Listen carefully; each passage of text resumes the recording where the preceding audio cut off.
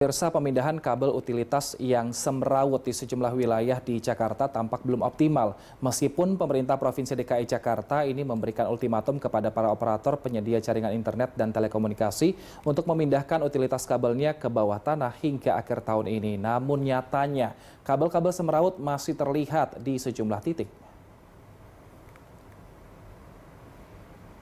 Tidak hanya mengganggu pemandangan pemirsa, kabel semrawut yang juga telah menyebabkan korban jiwa dan kebakaran di beberapa kawasan padat penduduk di Jakarta. Pemerintah Provinsi DKI Jakarta meminta setiap kelurahan untuk mengecek setiap ruas jalan di wilayah yang masih memiliki kabel jaringan utilitas yang semrawut. Arahan ini untuk mencegah adanya penumpukan kabel di suatu ruas jalan dan membahayakan pengguna jalan.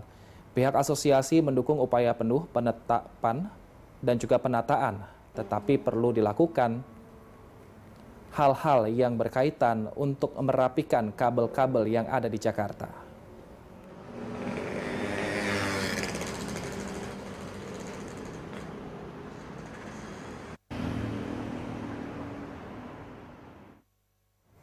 Pemirsa, hingga mendekati batas waktu yang ditentukan oleh Pemprov DKI Jakarta, operator telekomunikasi yang beroperasi di Jakarta belum membereskan kabel-kabel semrawut di beberapa titik. Salah satunya di kawasan Mampang, Jakarta Selatan. Berikut laporan reporter B-Universe Mita Amalia dan juru kamera Eko Miyadi. Kabel menjuntai masih terus terlihat di sejumlah jalan protokol di Jakarta berdasarkan pantauan kami pada hari ini. Kabel menjuntai yang semrawut masih terlihat di Jalan Kapten Tendean maupun Jalan Mampang Perapatan, Jakarta Selatan. Padahal kabel menjuntai yang semrawut telah memakan korban. Seperti pada beberapa bulan lalu, seorang mahasiswa harus kehilangan indera penciuman maupun fungsi bicaranya lantaran terjerat kabel menjuntai di Jalan Antasari, Jakarta Selatan. Bahkan seorang pengemudi ojek online harus kehilangan nyawa lantaran menghindari kabel menjuntai di Jalan Brigjen Katamso Palmerah, Jakarta Barat. Nah, sebenarnya pemerintah Provinsi DKI Jakarta telah melakukan sejumlah upaya untuk memasukkan kabel yang berada di udara atau di atas tanah untuk masuk ke dalam tanah melalui sistem jaringan utilitas terpadu yang pada tahun 2023 ini rencananya akan dipasang SJUT sepanjang 200 km di sejumlah titik di Jakarta, termasuk Jalan Mampang Perapatan maupun Kapten Tendean.